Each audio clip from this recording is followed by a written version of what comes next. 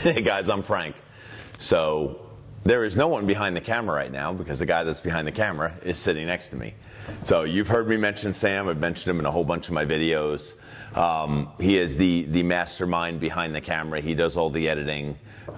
He is the other half of the Fridays with Frank franchise. So our 50-50 franchise is 50 this half, 50 that's half, and this is him. You're way more popular than me, though.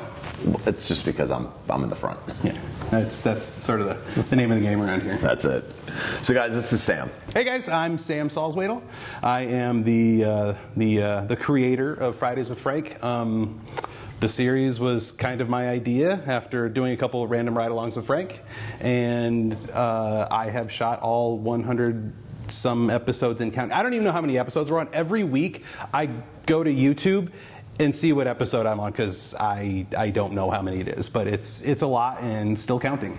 That's it. And so while we're here, Sam said, "Hey, look, I'm the creator of this." So I was voluntold to ride along with a guy to make a more or less a public outcast of information for texting and driving. That's how this whole thing started. But how did it start on your end? Like, how did this hit your desk? So I think if you've been tuning along to our sort of origin stories of Fridays with Frank, my side of the story that you've already kind of heard was basically, so we're doing a texting and driving video. The way we do that is we reach out to the traffic sergeant. Say, hey, traffic sergeant, can we ride along with one of your guys and do a texting and driving video? So your boss at the time voluntold you, said, hey, PIO is going to be in the car with you, and we didn't know each other, and so we hung out, we did that video. That was the one with Minivan Karen. And who's now a fan. Who's now a fan somehow, and that happened, and it was hilarious, and we put it on the internet, got a bunch of views, and never planned on doing another episode of anything with Frank again. We decided we want to do school bus stop arm violations. So again, reach out to the traffic sergeant. Again, I didn't ask for Frank, but Frank's boss voluntold him, hey, you're on the PIO again to make a video about school bus stop arm violations. So, right again. That school bus there that had the red sign out that said stop, that's an instruction for you to stop so that children can cross the road. And again, it wasn't as cool as the Minivan Karen video, but it was still pretty good. Like, good stuff, really funny stop with some lady who didn't have a driver's license, and pretty cool video it turned out. But while we were doing that, we were doing other random traffic stops that had nothing to do with anything. And as we were doing these random traffic stops, I was like, this guy's kind of funny. Not to the left. Like, and the wheels in my head start turning, and I say, I think maybe we should try to do a series with this. It wasn't anything weekly. I was thinking, let's try it a few times. I think when we first did Fridays with Frank, we did 3 weeks in a row, just because we wanted to have a series to do 3 weeks in a row. But we didn't plan on doing every week for 106 weeks or whatever the heck we're at this point. That was not the plan. But yeah, the wheels in my head started turning, and we sent it. And I think that the traffic sergeant sent it to me because I was the newest guy on the unit. So it was like rookie duty. And they're like, all right, new guy, PIO's with you. And I think that's how that happened, is I ended up just being I was the rook into the unit at the time. So I think that's how I got, so, which is kind of fortuitous because it's led it worked out well. It's led, I have a tumbler now and a coffee mug. And a mug. Yeah, we have that going on. Yeah, so I mean, we've gone from random traffic stops for texting and driving to my own tumbler and a hat with my name on it. So, well, and I think if it wouldn't have been you, I think the runner-up, if I could have my choice, it'd be Schmidlin. Schmidlin's freaking hilarious on camera. He does not like me, but I've already told him that he's under arrest. I know. I wonder why. You're such a kind-hearted soul. If you haven't seen his videos, he's made multiple cameos in Fridays with Frank. He was Frank's replacement in the April Fool's video that people don't know is an April Fool's video. Years later. Years later. What's up, Frank? You're gonna need these.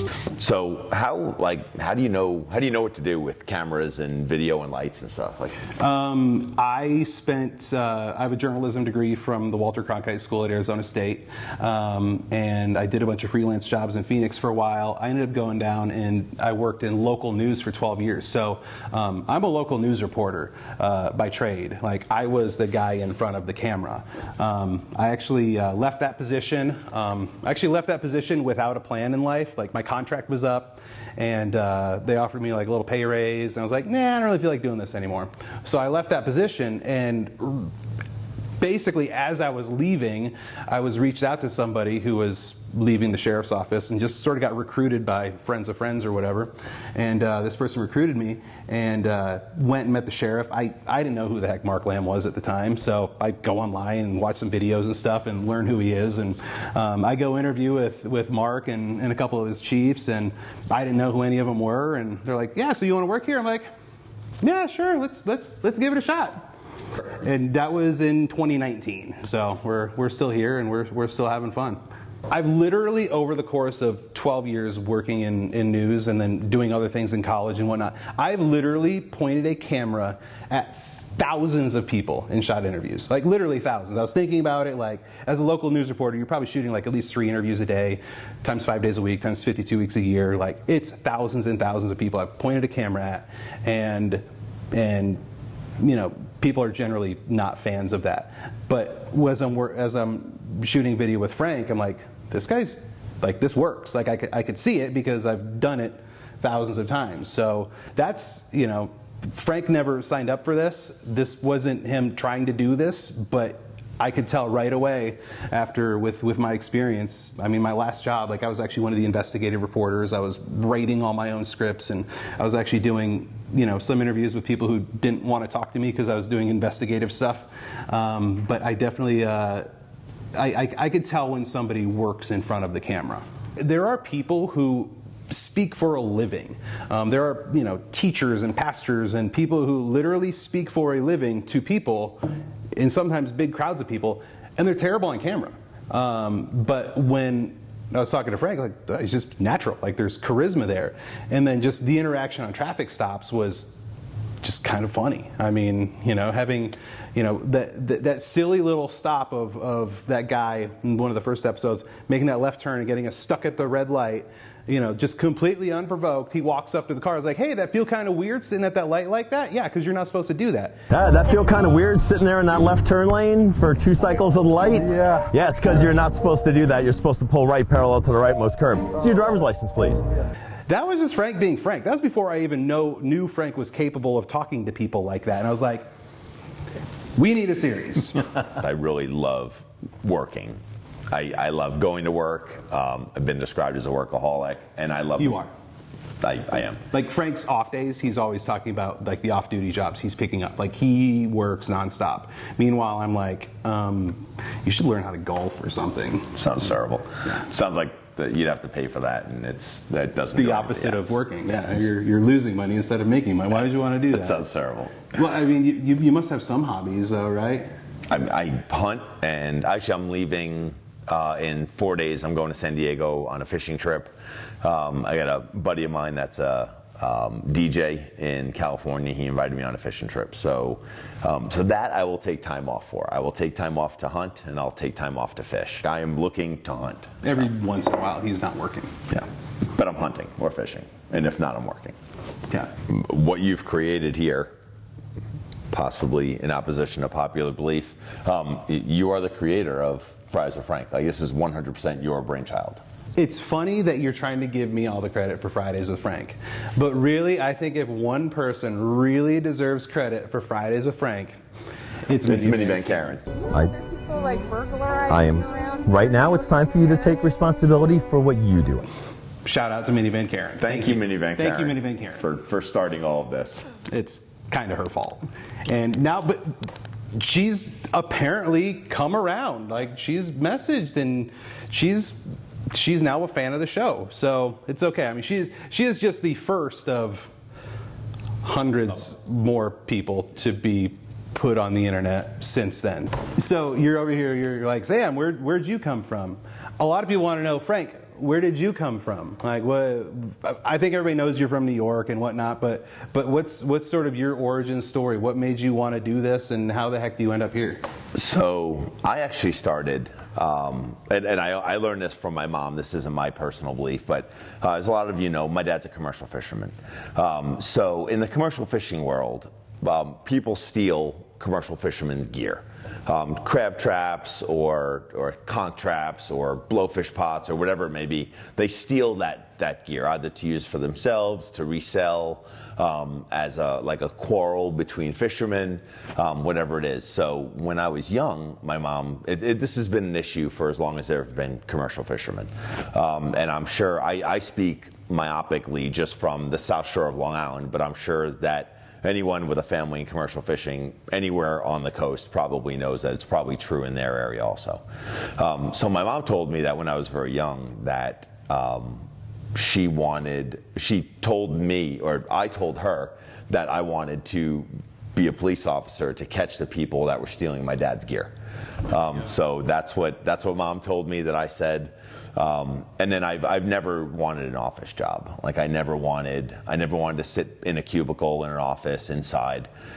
So in high school, you take those aptitude tests, and all those aptitude tests said I should be like a game ranger or a park ranger or a game warden. So I've always been a hunter. I've always been a fisherman. So I thought that being a game warden would be really cool. Like you can be a cop. And in New York, the game wardens enforce a lot of the commercial fishing laws within New York State. So we dealt with the New York Department of Environmental Conservation, or DEC, which is who I ended up doing my internship with when I was in college. But DEC were game wardens that would check fishermen, they'd check hunters, they would do anything that had environmental law. And then also commercial fishing. So they kind of did everything. It was an amazing agency. So I did my undergrad. I went to Maine, went to Unity College, a real small environmental school. And I went to be a game warden. Did my undergrad there, did my internship with New York DEC, got out, and I realized that they have the best job and they have the worst money. So they just don't make any money for their amazing job that they have. So being a deputy sheriff was kind of a good middle ground of still being outside, still being in rural areas and talking to hunters and fishermen and stuff like that, and being in law enforcement. So I kind of was able to find that middle ground of being a deputy sheriff, and then I really took a liking to motor vehicle law, and it's just kind of grown from there. As I'm sitting here, I'm looking at the camera screen, and I could see behind me, and there's an Emmy sitting on the desk behind me. Just like a normal house, there's an Emmy here. So this Emmy it actually has your name on it, Sam Salzwedel, on there. So that one's yours. So this is the 2022-2023 Rocky Mountain Regional Emmy Awards Public Service Announcement, single spot. Samuel Salzwedel, Pinal County Sheriff's Office, stop camping in the left lane. I stopped you because you were driving in the left lane. I've actually been nominated for 4 Emmys now. This was the first one we won, but got nominated for a PSA campaign a couple years ago. Breathe it in. Start breathing normal. Year before this one, I got nominated for another PSA campaign. My name is Misty, and this is where my 17-year-old daughter Kaylee died. And crime content based on some of the ride-along videos I do. We ended up taking this guy into custody. Plan worked out perfectly. So I don't just ride with Frank all the time. Like, pretty much everything you see on the Sheriff's Office YouTube and Facebook channels, it's all me. Like the left lane camping videos, like I put those together. So we don't actually, people think like we live together. People think, oh, there's Frank, Sam must be there. Like, no, we ride together like 1 day a week, if that, sometimes half a day a week. Every once in a blue moon, our schedules align and we'll do 2 days a week, which is another reason why you don't get 8-minute full-length YouTube extravaganzas every week. It's not happening. People think that you want longer traffic stops. You don't want me to leave in more. There are a lot of traffic stops after the initial contact. So Frank pulls somebody over. I get out. I shoot it. And if the person's like really polite and compliant and like their violation is, just whatever, it's a speeding ticket. Frank goes back to the car. They're polite, whatever. It's boring. I don't even record him giving that person the ticket because We've missed some stuff there, though. Every once in a while. Once in a blue moon, we've missed it because after Frank goes and gives a ticket, I'm like, okay, that would have been kind of funny to record. But it's really, really rare because you can pretty much tell in the first 5-10 seconds of an interaction, like, this is a good traffic stop, this one's going to be good, because it's all based on, like, it's almost like the show's not even really about Frank, it's about the people he deals with. Like, people are just, their minds are blown by what exists in the universe. Because what exists in the universe is, especially because I'm not a cop. Frank's been doing this for 20 years. I used to be a TV news reporter, and now I'm a civilian who rides around in a cop car. And so, for a living. For a living. Like, I call myself a professional LARPer. It's accurate. If you're not familiar, that's a live action role player. It's sort of a derogatory term for people who like get all tacked out and they're like just civilians who think they're cops or military or whatever. But I actually get paid to sort of do that. You wear a vest. I do. I wear a vest. I have a ballistic vest that I wear at work. I've been in some situations that I'm like, yeah, I'm glad I have a vest on right now. Get out of the car! Put your hands up! I mean, there's that one stop on I-10 where you had the rifle pointed at that guy. You know, it's a stolen vehicle, and you've got a rifle pointed at somebody, and I'm like, I have a camera. I have a camera, and I'm glad I have a vest on right now, and I'm like, there's an engine block between me and that person. I feel good about that because I know that the engine block is the only part of a car that stops bullets. I have that much training in how weapons work, at least. But yeah, I've seen been around. I've been in like a bunch of pursuits with our interdiction guys. I was in a pursuit with one of our patrol guys randomly on patrol in Santan Valley one day where somebody ran from a traffic stop and it was the car was full of guns and fentanyl. Weird. Yeah, go figure. I've been around for a lot of stuff, but no, I'm not actually a cop. So I am surprised by what these guys deal with still. Yep. It's crazy that even in this video series, like we've shown just little clips of it, and people are like, I can't believe how patient you are. Like, this doesn't test your patience at all compared to dealing with, DVs where you're back at the same house for the 5th time in a month, or, crazy child abuse cases where you're looking at, stuff that happens and you're just frustrated that you can't take as much action, as you want to. Like, that stuff gets, really tries your patience, but traffic stops are that's the easiest thing I deal with. Well, the funny thing is, people are like, how do you deal with that? Well, the secret is, we think it's hilarious. Like, we laugh so much. So, like, when you think that, oh man, Frank should be really annoyed by this. No. It's hilarious. It's hilarious. And I think it's hilarious. And yes, the camera shakes sometimes. Like the one of them we did recently, what was it? Sometimes you gotta man up and swallow. That just came out of my mouth. Yeah. So he did that. So in that episode, he said that, and if you watch the video, you'll notice immediately. Sometimes you just gotta man up and swallow it. We switched the dash cam view of that interaction. That's because I'm laughing so freaking hard that that had to be cut out. So that's why I have 2 cameras going, because I can edit between the 2. We had a guy on MCG that I arrested for DUI after that whole reckless driving thing who got out. I probably identified as a different gender and called you a weirdo. Put the camera down, weirdo. And you also laughed at that one. You actually laughed out loud at that one. It was, yeah, that was great. That's another one where people are like, oh, how do you handle this?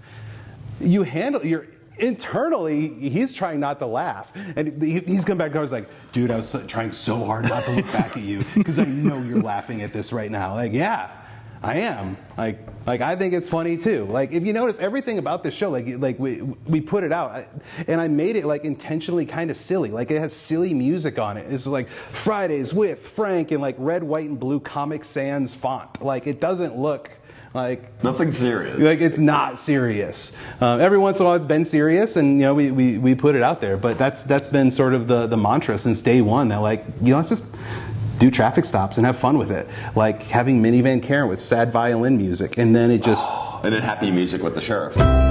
First violation is $75 to $150. Because he's giving warnings and people are happy. Yin and yang. It's the story of your life. But I really do. I have as much fun off camera as I do on camera with these. I enjoy the ability to go and contact people and talk to them and have fun conversations on the side of the road. And like now that I'm recognized more and more, I have even better, more positive conversations and which are really boring, by the way. Like I put the positive contacts on, they don't perform well. Like the analytics, they just don't perform well. People want to see you arresting somebody for going 121 miles an hour. So right now you're under arrest? Awesome. Or they just want to see somebody being wildly crazy with their logic of in what pregnant condition you can and cannot drive. Wait, you're pregnant? You're not supposed to be driving? That's what I was told. You're not supposed to be driving if you're pregnant. Like, that's what people want to see. They don't want to see people like, oh, Frank, I love Frank. Like, no, like you don't want to see that all day. It's not going to do well. They happen. I mean, they happen with Sam or without Sam, and it's when other people come in and ride along with me, whether they're other members of the law enforcement community, other reporters or other people that pretty much that the sheriff designates that come and ride with me. They can't believe how many people stop me at a Circle K or at a QT or, at lunch at Chick-fil-A and, interrupt my lunch to take a picture with me or, just stop and say, oh my God, I saw your car outside. I can't believe it's you. All these different things. But like those are all, each one of those builds this like bridge for law enforcement and we all get to go over it together. So it's pretty cool. But he can't pump gas without somebody wanting to take a picture with him. It's ridiculous. And I completely understand the ridiculousness of it. He's a traffic cop. Like no one likes traffic cops. Nobody likes traffic cops. Nobody wants to get pulled. Like, you're a traffic cop. You're not like out there solving sex crimes. Like, you're giving people speeding tickets, and somehow you're a protagonist of an internet series. So we understand the absurdity of this, and everybody at the sheriff's office thinks it's absurd, and we roll with it. It's funny. And a lot of it comes from the staff, the command staff at the sheriff's office that is okay with putting out what we do and accepting all the good and accepting all the bad. I mean, there are trolls. There are trolls that absolutely hate me. People just hate me. But for every message that I get that says that I'm a terrible human being, I get 50 or 100 messages from all over the place that are like, hey, I love how you handle people. I love how you talk to people. I'm a cop. I use the stuff that you say on my traffic stops. It works great. Hey, I'm in, British Columbia. Hey, I'm a cop in Yugoslavia. I'm a cop in the UK. We love your stuff. So those terrible people that are trolls on the internet that probably go home and smack their wife and kick their dog, like those terrible human beings, their opinion doesn't matter to me because I don't value them as a person, so I don't value their opinion. It's kind of a stoic philosophy that I live by. Now, if Mark Lamb told me that, hey, I was doing something wrong, or my mom said, hey, you probably shouldn't do that, I think I'm going to write him a ticket for this. I would. I would take a stark look at things in a much more different manner than some troll that probably lives in his mom's basement and just wants to say mean things because he can through the internet and would never say that to my face. So every once in a while people are like, oh man, it must be so cool. You get to be a famous cop by being on this internet series. Like, is it really that cool? Like, I mean, there's some downsides to it. Yeah, there's a lot of downsides. I mean, I'm a victim listed by the FBI in a ton of cases of people with whether the threats are significant or not, but that have sent those threats to the sheriff's office or to me personally, and that have come from out of town, and I forward those to the FBI, and they investigate them as appropriate. But there's, my privacy has gone to almost nothing. And nobody's complaining. No, and I get that a lot. I get, well, what do you think about it? And how does it feel? I'm like, look, it is I didn't ask for this. Like Sam said, this is just something that kind of happened, and I've been along for the ride, and now it's grown into this. And now that it's this, I just kind of embrace it. I embrace the good and I embrace the bad, and but it's definitely it's a balance. It's a different life I have now than I had 4 years ago. So just to clarify, people ask me, like, what does Frank think of all this fame? And deep down inside, I think he likes it, but he doesn't mind people walking up to him at Circle K and taking photos. There's nothing wrong with that. He'll be on a traffic stop, and so his red and blue lights are facing traffic behind, and somebody pulls up behind him, so there's just like a regular car there, and less visibility for somebody to come over and schmuck him on the road. Like, don't park behind him on a traffic stop. Don't pull up beside him and grab something on your passenger seat that you want to show him. Like it's still a dangerous world out there. People generally like us. But there's also the possibility that it's someone that doesn't. So, I mean, if it's one of those things, you see me out there, I'm on a traffic stop, I'm pretty cognizant of seeing people around me. If you go down the road a little bit and pull over, or if we're in a parking lot, if you kind of park down a little ways and kind of get out of your car and stand there, like, I'll come over to you. I'll finish up what I'm doing, finish my traffic stop, release the violator, close out my stop so that dispatch knows that I'm done with it, and then I'll absolutely, 9 times out of 10, if there's not something else going on, I'm going to come over and talk to you and kind of see what you're doing. Yeah, if you're in a tactically safe position away from us, and you stop and you get out of your car, you're looking at it like he gets the hint. Like, we literally will finish up, like, what's going on, man? Because obviously we can see you're trying to take a picture, which happens all day, every day. By the way, taking a picture, the Find Frank Facebook group, for the record, no, we don't run that. Nope, not at all. Like, nothing to do with it. Totally organically happened, and when it first happened, we thought it was the funniest thing in the world. Since it's taken off and has 30-some thousand followers, since it's taken off, we've actually reached out. We've met the admins. The admins are not trying to be public, but we know who the admins are, and they're super cool, super supportive. No, that's not us. It was not our idea. That just happened, that's just citizens. It's just citizens. We talked to one of the admin, and they just said, hey, we just wanted something positive out there. They have started they've started a movement. I mean, there are people all the time that take pictures with me and they're like, I got to post this on Find Frank, or I can't tell you how many times a day I hear, I found Frank. Like, it is in the Pinal County culture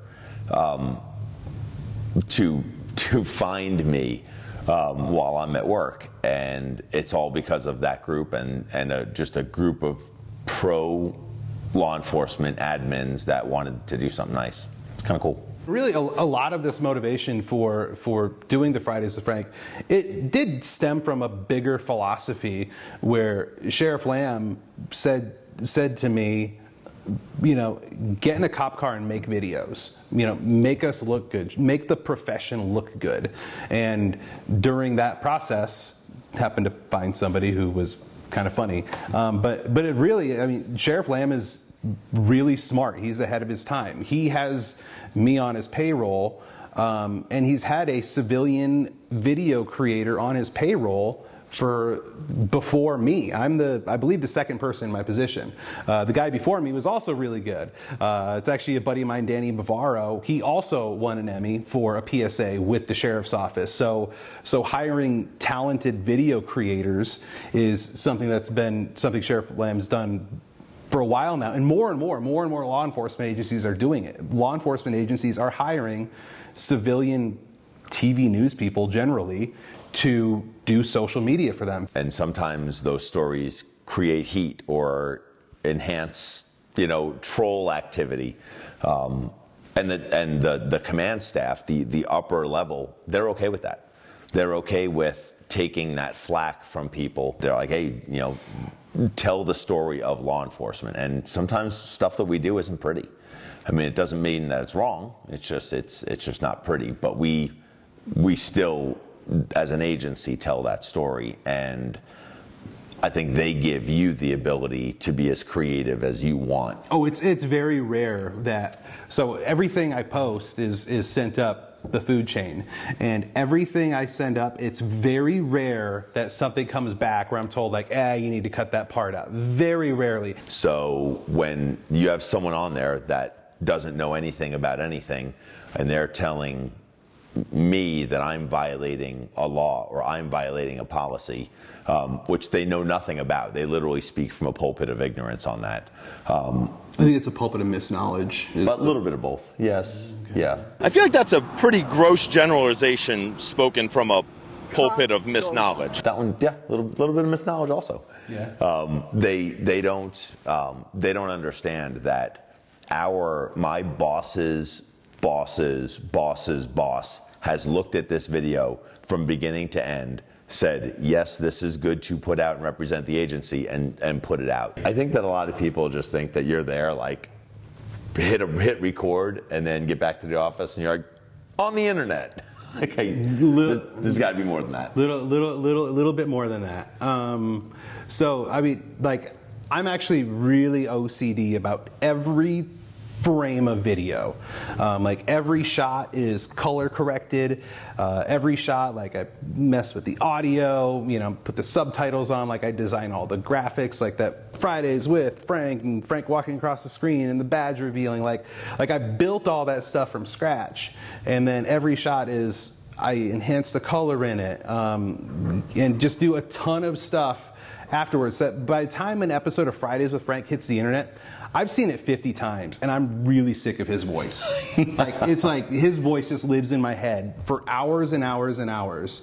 And so there's just a lot of really nitpicky details, and maybe that is why there is a portion of the internet that thinks this is all a conspiracy. This is all staged. Yeah. There is a portion of the internet that thinks that I'm an actor, and that I'm not a cop. That I don't work for the agency, and that all of this is fabricated because of the stuff that we put out and the stuff that I say and how I say it, and you can't even make this stuff up. You can't make up the stuff that we end up shooting. It would take the most wild writing to even make it up. So I'm flattered that some people think that it's Hollywood. I think that speaks something about my level of work, I guess. Well, the other side of things is you also do that as your side job. Yeah, right. Like, you have a whole side business of building websites and doing video and after work I do that too. Like, I have my company is called Sky Island Creative. So skyislandcreative.com, that's my side business, and I've got a plumbing contractor I'm working with.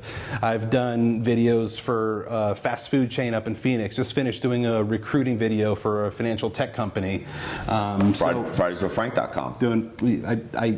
I built FridaysWithFrank.com. So yeah, I do all this stuff on the side. And what's cool is the sheriff overtly supports his employees building businesses. One of our deputies has a garage door company. Another one of our deputies owns a restaurant in Coolidge. And the sheriff encourages it because he doesn't want to hamstring anybody from wanting to work there. He is an entrepreneur at heart. He was a small business owner before he got into law enforcement. It is in his nature, and so the idea of having a Fridays with Frank T-shirt and a Fridays with Frank challenge coin and hat and patch, all of that was, he kind of planted that seed of this business. That I started of this venture. So he is incredibly supportive. And I think it's yet another thing that separates him from other bosses, is he is okay with his employees branching out and trying to be better and be bigger and make a name for themselves outside of the law enforcement profession, because eventually we're all going to retire. On the topic of FridaysWithFrank.com, what we put on there between the YouTube, TikTok, Facebook, Instagram merchandise is right here. That's it. It's the two of us. It's an experiment that was pretty stressful. Like, is this going to work? This is all right. So it's an experiment that we're working on. But it's a small operation. Like some people have placed an order and they get like a handwritten postcard that says it's from Frank. That's because it is from Frank. It's me. Yeah. It is from me. So we've seen Mom on my on one of the episodes, and Mom actually helps me pack those packages. Is that learning curve? Learning curve, yeah, like that. So if you've ordered a shirt, there is a incredibly high probability that my mom folded that shirt and put it into the bag that you got it in. So all of those are packed at my house. So we pack them. I keep all the merchandise there. And every day or every other day, I pull the orders. We sit in a room and we talk about our days. And that's our time together while we sit there and hang out together. We pack packages and I print the labels out, and then I hand deliver everything to the post office, and then it gets shipped off to you guys. So yeah, it's a small, like even answering emails. People are like, hey, question about an order, and then Frank responds like, is this really Frank? Like, it's me. Yeah, it's really Frank. Yeah. A lot of people have said like, man, Fridays with Frank needs an Emmy too. We're working on it. I used to believe in not jinxing it, but that strategy didn't work for me before, so I'm just going full send on the jinx. But yes, Fridays with Frank is submitted for some Emmys. Hopefully we get at least one nomination for it, and then hopefully after that we get another Emmy for Fridays with Frank. But we're working on it. This is the last season's Emmys, and next season's Emmys are coming up in the fall, and hopefully Fridays with Frank gets one. To wrap it up, I know we had some messages that said, hey, we want to hear about Sam, so this is in response to those. So this is Sam. Thank you so much for checking this out. Leave us some comments if you'd like to see us do this again, and appreciate your support. You guys stay safe out there. Thanks, guys.